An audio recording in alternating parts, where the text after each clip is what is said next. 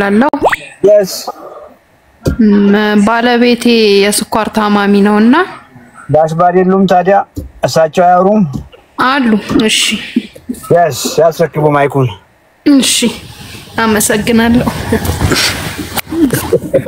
ሄሎ ዶክተር ማሙሽ እንዴት ነህ እግዚአብሔር ይመስገን ሰላም ነው ዶክተር እግዚአብሔር ይመስገን እንዴት ነህ ፒስ ሁሉ ሰላም ሁሉ ሰላም እግዚአብሔር ይመስገን ዶክተር ያው እንደናት ነው የሚጨነቁልን አየህ አይደለ እውነት ነው አዎ እድለኛ ነህ እንግዲህ ከናት ወደ ሌላ እናት እውነት ነው ዶክተር ባርላኪ እውነት ነው ዶክተር እንገጠመ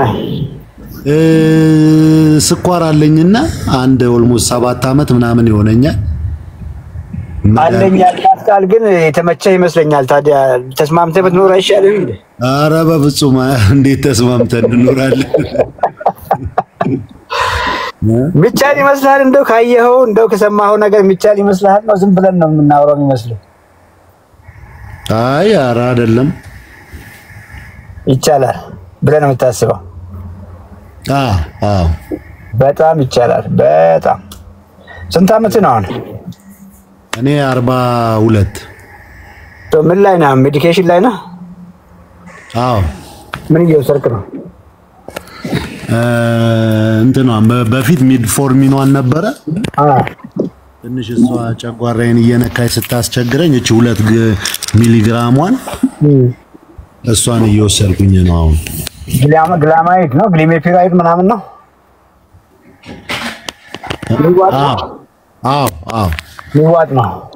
አዎ ሚዋጥ ነው ኪሎ ስንት ነው ኪሎ 89.2 ዘጠና ብለን እንያዝ ቁመትስ ሜትር 82 ሜትር ከ82 ስለዚህ 74 አካባቢ ነው መሆን ያለብህ ወደ 16 ኪሎ ፋት አለ ቦርጭ አለ አይደል አላው መካከለኛ አላ አይ ቦርጭ መካከለኛ የለውም ቦርጭ ብቻ ነው የሚባለው እንጂ ትንሽ ቦርጭ ከፍ ያለ መካከለኛ የሚባል የለም በምን መጣ እንደው ሰዎችም እንዲማሩ ምን አበላሽ ውስጥ ያንቺን ልምድ መካቱም ጀማሪ ሚስቶች አሉ እንዴት አድርጎ ባላቸውን ቦርጫም እንደሚያደርጉ ልምድ ውስጥ ያካፊና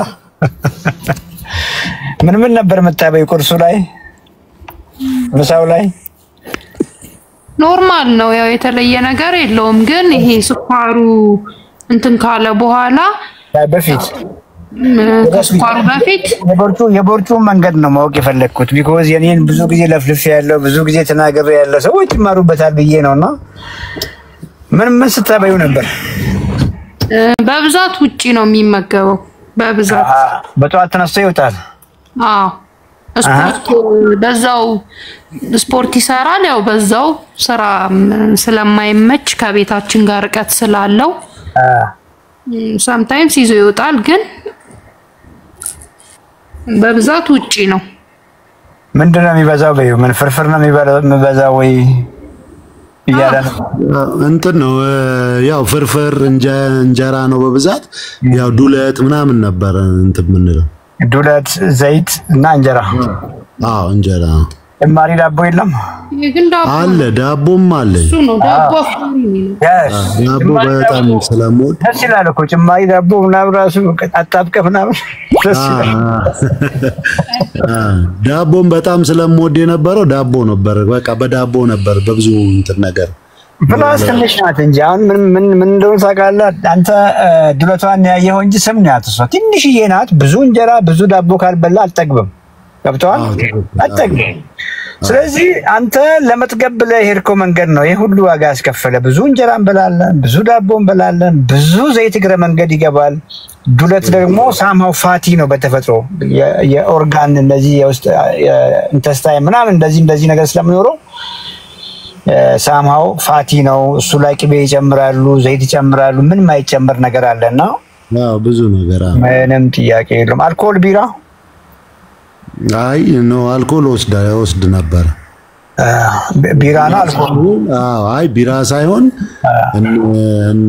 እንትን ጎርደን ምናምን እንደው አንድም ቀን አላሰብክም እኮ አሁን እሱ መጠጣት ስኳር ያመጣብኛል ብለህ እኮ አስባታክ አዎ አላቅም፣ ግን የሆነ በቃ ባላሰብኩት እንትን ነው የመጣብኝ። የሆነ ስትረስ ምናምን ነበረኝና ከዛ አንፃር በቃ ሳላስበው ሰውነቴ እየቀነሰ ሲሄድ የነበረኝ ኪሎ ወደ 96 አካባቢ ነበር።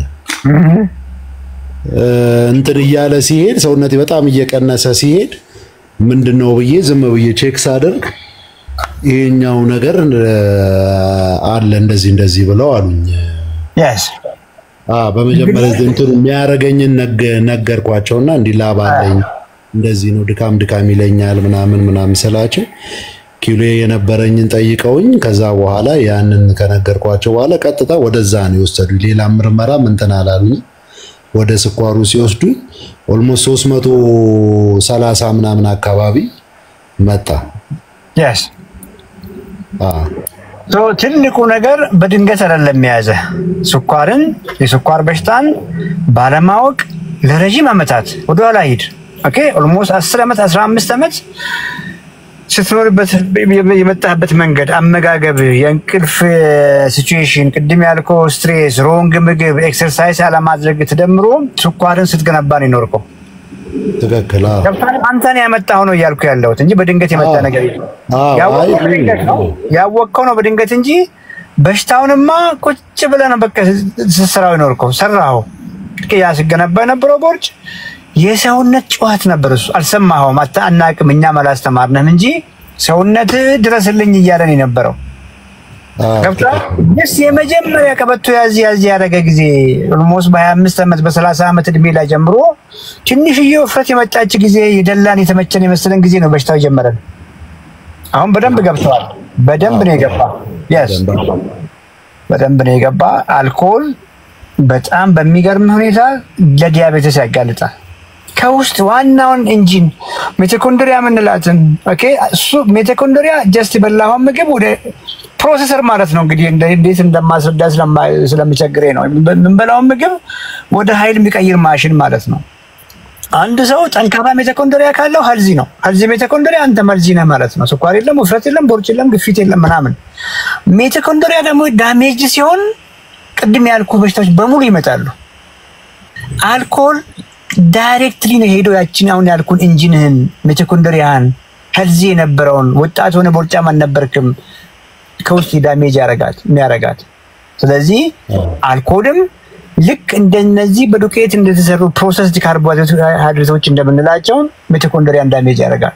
ለስኳር በሽታ፣ ለቦርጭ፣ ለግፊት፣ ለሁሉ ነገር ያጋልጣል ነው እያልኩ ያለሁትና የመጀመሪያው ነገር አልኮልን ዶንት ተች ከቻልክ። እሺ ስለ ግማሽ ጤና አይደለም የምናወራው እዚህ ገብቷል። ፐርፌክት ጤና ሁሉ ነገር ተስተካክሎ ኢነርጂ ጥሩ ሆኖ ከለር ሁሉ ነገር ልጅነትን መልሰ በቀሪ ዘመንህን በጤና እንድትኖር ስለማድረግ ነውና አልኮል እየተጠጣ ከስኳር መገላገል አይቻልም። እቺ መድኃኒት ሃይፖ ኢሹ አላት። አሁን እየወሰድካት ያለችው መድኃኒት ከነገ ጀምሮ እንጀራ አቁመ ዳቦ አቁመ ምናውራውን ሰምታል። ሳም ኳሊቲ ፕሮቲኖችን ከአትክልቶች ጋር ከመሬት ከበቀሉ አትክልቶች ጋር ልክ መብላት ሲጀምር መድኃኒቱ መቆም አለበት። ከሐኪም ጋር መናገር ካለብህም ተነጋገርና የመጀመሪያ ቀን ነው የሚቆመው ነው እያልኩ ያለሁት። እሱን ሳታቆም ምግብህን መቀየር አትችልም ነው እያልኩ ያለሁት። ኦኬ በራስህ ጊዜ አታድርግ። ከቻልክ ከሐኪሙ ጋር ተነጋገር። ካልሆነ ደግሞ እኛም እናግዛለን። ጆይን አድርገህ እኛም እንድናግዝ ማድረግ ትችላለህ። ይሄ እነዚህ ለሁላችሁም ነው። ይሄ ኦራል ሃይፖግላይሲሚክስ ኦኬ በተለምዶ እኛ ሀገር ግላማይድ ግሊሜፒራይድ እነዚህ የሚባሉ መድኃኒቶች ሃይፖ ኢሹ ያመጣሉና እነሱን እያወጡ ስኳር ለመቀልበስ ምግብ መቀየር አደጋ አለው። ሃይፖግላይሲሚያ ያመጣል። ይሄ ጥንቃቄ ላንተም ይሰራል። አንተም አሁን ባልኩ መንገድ ወይ ከሐኪሞች ጋር ተነጋገራለህ ብዬ በማሰብ መድኃኒቱንም እያዋጥክ ምግብህን አትቀይርም ብዬ በማሰብ ከነገ ጀምሮ ባለቤት እየሰማች ነው ቀይር ምግብህን። እንጀራ የለም ዳቦ የለም። ሆቴል የምትበላ ከሆነም ሳም ጥብስ ነገር ስትበላ ከአትክልት ጋር ነው የምትበላው ማለት ነው። ኦኬ እሺ እንግዲህ ሆቴል ጥብስ ስለማውቃት ነው ለኔ አሁን ሆቴል እንግዲህ አንድ ቀን ትጋብዘኝ ይሆናልና ሆቴል ወስደኝ በአንድ ምግብ ልትገላገለኝ ካሰብክ ተሳስተሃል። ተዘጋጅተህ ነው የምትጋብዘኝ። ምንም አንድ ፍሬ በፍሬ እኮ የሚቆጠሩ ናቸው ጥብስ ብሎ የሚያቀርቡት አውቀዋለሁ። ምክንያቱም አንተ አይነ ጥብሱን አይም ከዚህ በኋላ ነው የምታየው። አይነ ያ ሁሉ እንጀራ ጭማሪ ዳቦ በገፍ ስላለ ያን ነበር የምታየው። ስለዚህ ቤት ለመብላት ሞክር። ቤት ሲሆን እርሊ እሷ ተነስታ ኩክ ታደርግልሃለች። ጥብስህን በልተህ ካልጠገብክ እንቁላል ጨምረህ አይብ ጨምረህ እርጎ ጨምረህ ጠግበህ ውጣ።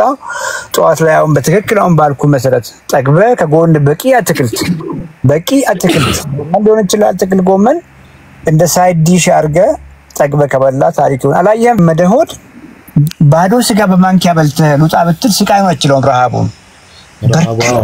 አትክልት በደንብ ጠግበህ በቃ እንጀራ እሱ ነው ማለት ነው። እንጀራ ጎመን ነው። ከዚህ በኋላ ጎመን ብቻውን ምግብ ይሆናል አይሆንም። ከጎን አሳ አለልህ ብያለሁ፣ ማይቀር ስጋ አለልህ ብያለሁ። ስጋ ጮማ አታደርግም። ለምን ጮማ አታደርገው? ምክንያቱም ትርፍ የሆነ ፋት ተሸክመህ እየዞርክ ነው። ያንን ግብአት ዘላላ ለመጨመር ነው። ምግብ ስታዘጋጅ ዘይት ጥንቃቄ አድርጊ። እንግዲህ በአጭር ጊዜ ሁሉ ነገር መልካም ይሆናል። ያልገባህ ነገር አለ? አይ ምን ሁሉም ገብቶኛል ዶክተር። yes ባለቤቴ ለማውራት ትፈልጋለች ዶክተር። yes ላውራት እንትን ዶክተር ዘይት ለስኳር በሽተኞች ተለይቶ እንደው ቢጠቀም የሚመከር ዘይት አለ? የለም። የትኛውም አቅማችሁ የሚችለውን ዘይት ተጠቀሙ። እስከዛሬ ስታበሲበት የነበረውን ዘይት ተጠቀሚ። ዘይት ምግብ አይደለም። ቅድምም ላይቭ ላይ ነበር ስናወራ ሰምተሻል። የዘይት ፐርፐዙ መጥበሻ ላይ ምግብ እንዳይዝ። ይሄ ለሱ ብቻ አይደለም ለሁላችሁም ነው። ይሄን አሁን ያልኩሽን ነገር በደንብ ከሰማሽኝ አንድ ሊትር ዘይት ለአንድ ዓመት ተጠቀሚ ትችላለሽ። ማጋነን ነው እንግዲህ አንዳንዴ ግድ ካላጋነን ሰዎች አንደርስታንድ እንዳደረጉና ትልቁ ነገር መጥበሻ እንዳይዝ። ምን እያልኩሽ መሰለሽ? አንድ ሻይ ማንኪያ ልታይ ትንሿ እሱ ራሱ ይበዛ ነው እያልኩሽ ያለው ለመጥበስ። ኦኬ ስፕሬ ማድረግ ያለ በስፕሬ መጠቀም ትችላለሽ፣ ወይ ደግሞ መቀቢያ ቀባ ማድረግ ትችላለሽ። ምግብ ያልሆነ ነገር ለምንድን ነው ምግብ መስሎን ብዙ እየጨመርን መከራችንን የምንበላው? ኢትስ ኖ ፉድ። ከሱ የምናገኘው ምንም ነገር የለም። ኢምፕቲ ካሎሪ ነው። ምን እያልኩሽ ነው? 3 ማንኪያ ዘይት እንደው ምን ጨምሮ ወጥ ላይ እኮ የምትጨምሩ 3 ማንኪያ አይበልጥም እንዴ? ባለቤቴን ጠይቂያት እኮ ግማሽ ሲኒ ምናምን ነው ብላኛለች እኮ። አንድ ጊዜ ያስቃኛለች። ለወጥ ብዬ ስጠይቃት በደንብ ነው ምን ጨምሮ ብላኛለች። እና አዎ ካልተጨመረ በደንብ ምግብ አይመስልም። አይመስልም። ይሄው እኮ ነው ታዲያ በሽታችን። ግን ዶክተር አሁን ባልከው መሰረት እኔ ብዙ ከታተልሃለሁ እንትን ገና ከኢቢኤስ እንደመጣህ እንዳስተዋወቅ ከዛን ጊዜ ጀምሮ ነው ፎሎ አፕ ማረጋው አንተን ማለት ነው። ዘገየሽ ግን ባለቤትሽን እስከዛሬ ሳይገላገል ዝም ማለትሽ ዘገየሽ፣ አረፈርሽ። አዎ ያው ኮሚትመንት መኖር አለበት የሆነ ነገር ላይ ለመጀመር። አሁን እንዲህ ብሎ አስቸግሮ መስማት ጀመረ። አይ አይደለም ይሄዳል እኮ አሁን በምግብ በምናምን ጎበዝ ነው ይከታተሏል። ያው በራሴ ተታግያ አመጣዋለሁ የምትለው ነገር አለ አይደለ? ያንን ስለሚያረግ ነው። እንግዲህ እስካሁን ይዤው መጣለሁ። ከእንትና ጋር ተደዋውለናል። እስቲ ምን ልጠይቅኝ ነበር? በዚህ ነበር የጠየቅሽኝ? የሆነ ነገር እያወራሽ ነበር። አዎ አይ ምግብ አሁን ስንሰራ የጾም አሁን ጾም ነው። ለምሳሌ ያንን ከስጋ እንዴት ነው የምናረገው? እሱ ነው የሚጨንቀኝ። ልጆችም አሉና ስጋ ነገሮች አሳ እነዛን ሳይጨመሩ ጾመኞች ስለሆንን እንግዲህ ቶፉ ቅድም ስናወራ ነበር። ቶፉ ይሞክር። ግን አክቹአሊ ለሱ አሁን ስኳር ቅልበሳ በጾም ለሱ ስፔሻሊ አሳ የማይበላ ከሆነ ያለው አማራጭ ጥቂት ነው። እሱን በውስጥ ማውራት እንችላለን። ብዙ ጾመኞች አሉን ጆይን ያደረጉና በጾም ላይ ገብተው በደንብ ውጤታማ የሆኑ ብዙ ክሊያንቶች አሉ። ብዙ ኪሎ የቀነሱ ስኳር የተገላገሉ በጾም ጀምሮ ማለት ነውና ምናልባትም ላይቭም ላይ ያሉ ሊኖሩ ይችላሉ። ለዛውም በዋና ጾም ላይ ገብተው ጾሙ ሳልቅ የተገላገሉ ነው ያልኩሽ ያለውትና ፈጽሞ እንደው እቺን ልበልሽና እንግዲህ ሰምተሻል እኮ ስለ ሃርት አታክ በየቀኑ ነው የምትሰሙት። ስለ ስትሮክ እኮ በየቀኑ ነው የምትሰሙት አይደል? ስትሮክ ምንም ታይም እንኳን እኮ የለውም። ገብቶሻል? ሰዎች እኮ በሰላም ከቤት ወጥቶ ነው መንገድ እኮ እየቀሩ ያለ። ለምንድን ነው ቀጠሮ የሚሰጠው? ነገ ጠዋት ጀምሪ ነው እያልኩሽ ያለው። ሌላ ነገር ቢጠፋ ቶፉን ምን እንደሆነ መታቂም እርግጠኛ ነኝ ማናችንም አናውቀውም። እኛን ቶፉ ብለን አንድ ሱፐርማርኬት ነበር የሚጠቀመው ሰው ነበር። አሁን ያልቃል በቃ። ስለዚህ በቀላሉ በነገ ጠዋት ማድረግ ምችውን እኮ ነው የምነግርሽ። ድፍን ምስር ሰተሽው ድፍን ምስር ከብዙ ጎመን ጋር ሰተሽው መውጣት ይችላል። አሳ የማይበላ ከሆነ ድፍን ምስር ድፍን ባቄላ እነዚህ ከሱፐር ማርኬትም እኮ መግዛት ይችላል። ጎራ ብለህ ኦኬ ጠዋት ስትወጣ ጎራ ብለህ ለምሳሌ ጎመን ሰተሽ ስሪ ለታንጂ ከቤት ሲወጣ ጎመን ይዘው ይጣ ጎመን ቁርሱን እንኳን ቤት ቸኩሎ የሚወጣ ከሆነ ነው እያልኩሽ ያለው።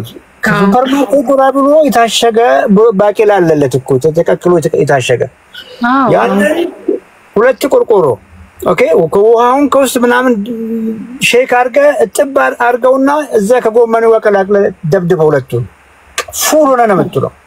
ሺህ ጊዜ ትበላ ከነበረው እንጀራ በወጥ ሺህ ጊዜ ይሻላል። በአጭር ጊዜ ስኳር እጅ ይሰጣል። የሚገርም ነገር ባቄላ፣ ቦሎቄ፣ አተር፣ አኩሪ አተር እነዚህን እንኳን ከቬጂቴብል ጋር ቀላቅሎ ነው እያልኩሽ ያለሁትና ጾም ፈጽሞ ምክንያት መሆን አይችልም ፈጽሞ። እሺ ዶክተር አመሰግናለሁ በጣም። ሰላም ደሩ። መልካም አዳር እግዚአብሔር ያክብርልኝ። አሜን ቻው። ለነበረን ጊዜ እጅግ አመሰግናለሁ። 244 ሰው ያየው ነው እንግዲህ ጊዜያችሁ ባክማል ብዬ አላስብም። 4 ሰዓት እንቅልፍ ሰዓቴ ነው እንግዲህ ሶሪ እንደዚህ ይቆያሉ ብዬ መላሰብ ነበር። እንግዲህ በጣም ቆንጆ ጊዜ ነበረን ብዬ አስባለሁ።